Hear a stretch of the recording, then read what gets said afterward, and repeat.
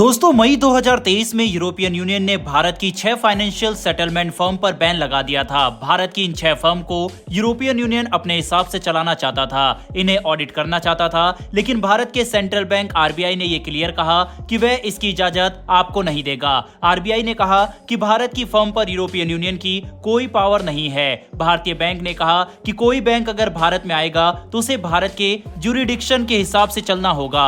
भारत में भारत के ही नियम चलेंगे। इसी के बाद ईयू ने भारतीय फर्म पर बैन लगा दिया था, लेकिन अब यूरोपियन यूनियन के ही बैंकों ने भारत के आरबीआई से मदद मांगी है कि इस मामले को सुलझाने के लिए मदद की जाए। यूरोपियन यूनियन ने भारत से कहा था कि वो भारत की फाइनेंशियल सेटलमेंट वाली फर्म को ऑडिट करना चाहता है। यूरोपियन यूनियन की तरफ से कहा गया है कि अगर भारत ये नहीं करने देगा तो उसकी फर्म पर बैन लगा दिया जाएगा। बता दें कि इसीलिए भारत को 6 महीने का समय भी दिया गया, लेकिन भारत के आरबीआई ने सिर्फ 3 दिन में ही इसका जवाब देते हुए कहा कि भारत में कोई भी अपनी पावर नहीं चला सकता। इससे ज्यूरिडिक्शन ओवररीच का रिस्क होगा। यूरोपियन यूनियन की फाइनेंशियल रेगुलेटरी ने इस बात को लेकर कहा था कि बैन लगा दिया जाएगा।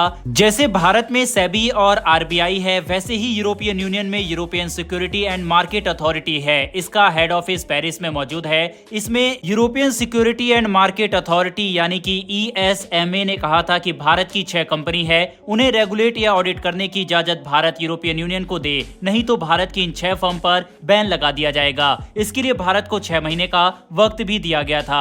इसका कारण ESMA ने बताया था कि भारत और यूरोपियन यूनियन के बीच कॉपरेशन अरेंजमेंट नहीं दिखाई देते हैं। यही कारण है कि वो ऑडिट करना चाहते हैं। हालांकि आरबीआई की तरफ से 5 दिनों में ही जवाब दिया गया था। रिजर्व बैंक ने कहा था कि इसकी इजाजत भारत नहीं दे सकता, क्योंकि ये अधिकार केवल भारत का ही है। कोई भी देश आकर भारत की फर्म को ऑडिट नहीं कर सकता। कोई भी देश भारत में आकर अपनी पावर नहीं चला सकता। भारत में आकर किसी को ट्रेड करना है तो उसे भारत के हिसाब से ट्रेड करने की जरूरत है। हालांकि हुआ वही जो यूरोपियन यूनियन ने बोला था। उसने 2023 में अप्रैल और महीने के बीच में भारत की कंपनियों पर बैन लगा दिया। 6 केंद्रीय काउंटर पार्टीज पर यूरोपियन यूनियन ने यह बैन ठोका था। यूरोपियन यूनियन की रेगुलेटरी के इस कदम से यूरोपियन यूनियन के उन बैंकों को नुकसान ज्यादा हुआ जो भारत में ओपन है। यूरोपियन यूनियन के बैंकों पर ज्यादा असर देखने को मिला। इन बैंकों में मुख्य बैंक थे सोसिएटो जनरेट क्रेडिट एग्रीकोट BNP परिभाष इसमें शामिल थे। बता दें कि यूरोपियन यूनियन के ये बैंक भारत में ट्रेड करते हैं।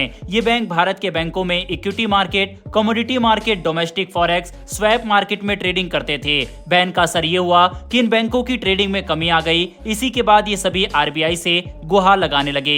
यूरोपियन यूनियन के सभी बैंकों ने आरबीआई के वरिष्ठ अधिकारियों से बातचीत की। सभी आरबीआई के डेप्यूटी गवर्नर टी रविशंकर से मिले थे। यूरोपियन यूनियन के बैंकों ने मीटिंग में कहा था कि समस्या के हल पर काम किया जाए, भारत इसका समाधान निकाले, किसी थर्ड पार्टी को इसमें इन्वॉल्व ना किया जाए, क्योंकि बैंकों द्वारा किया जाने वाले बिलियन डॉलर के ट्रेड पर इसका सीधा असर देखा जाएगा। दरअसल यूरोपियन यूनियन ने अपनी डेडलाइन को अक्टूबर तक बढ़ा दिया है। इसी के चलते बैंक चाहते हैं कि भारत इससे पहले इसका समाधान निकाल ले। आरबीआई की ओर से कहा गया है कि बैंकों के अप्रोच करने के बाद SBI या ICICI बैंक को इसमें इन्वॉल्व करने पर विचार किया जाएगा, ताकि यूरोपियन यूनियन के बैंक ट्रेड कर सके। लेकिन आरबीआई ने अपने स्टैंड को क्लियर करते हुए कहा है कि भारत अपने फर्म में किसी और की नहीं मानेगा। भारत के फर्म भारत के हिसाब से काम करेंगे, कोई अन्य उसे रेगुलेट या ऑडिट नहीं कर सकता। बता दें कि इससे पहले भी अमेरिका ने एक बार भारत से कहा था कि उसके साथ पेमेंट डेटा को शेयर किया जाए, लेकिन इस पर भी आरबीआई की तरफ से कहा गया था कि भारत अपनी गोपनीय डाटा को किसी के साथ शेयर नहीं करेगा। इसके अलावा जापान ने भी कहा था कि उसके साथ डाटा शेयर किया जाए, नहीं तो बैन लगा दिया जाएगा। लेकिन इसके बाद भारत ने कहा कि बैन लगे या कुछ और हो, भारत का स्टैंड क्लियर है। आखिर में जापान को बैन हटाना पड़ा और भारत अपनी बात पर अड़ा रहा। अब दोस्तों सेम यही चीज यूरोपियन यूनियन मांग रहा है, जिस पर भारत ने साफ इंकार कर दिया है। ऐसे में दोस्तों आपके हिसाब से बैंकों का इतना इंपॉर्टेंट डाटा यूरोपियन यूनियन को ऑडिट करने के लिए देना चाहिए था, या फिर भारत ने ना देकर सही किया, क्योंकि ऑडिट करने से कुछ खास फर्क तो नहीं पड़ेगा, लेकिन हाँ ये है कि ये अमाउंट का डाटा EU के पास पहुंच जाएगा। आपकी इस पर क्या राय है कमेंट बॉक्स में लिखकर जरूर बताइएगा। फिर मिलेंगे ऐसी एक नई वीडियो के साथ। धन्यवाद। जय हिंद।